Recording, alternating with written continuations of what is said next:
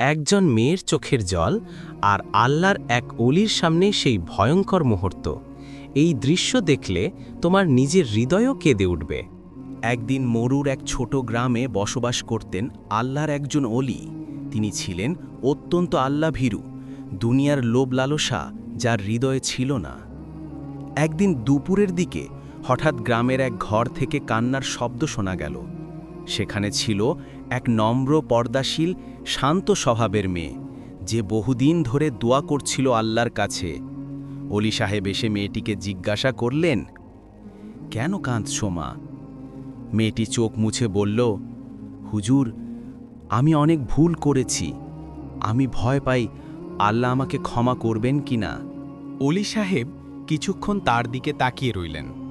তার চোখে অদ্ভুত নূরের ঝিলিক দেখা গেল। তিনি বললেন, মা, আল্লাহর রহমত সমুদ্রের মতো। তোমার ভুল যদি পাহাড়ের মতো হয়, তবুও আল্লাহর দয়া আরও বড়। তুমি শুধু সত্যিকারে তওবা করে ফেলো।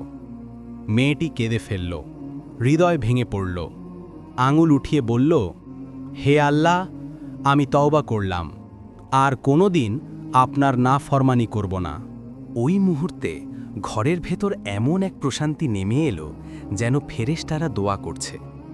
অলি সাহেব ধীরে বললেন, মা, আর যে আলো আমি তোমার চেহারায় দেখলাম, এটা আল্লাহর গ্রহণ করা তওবার নূর। মেয়েটি অবাক হয়ে চারদিকে তাকালো। তার বুক হালকা হয়ে গেল।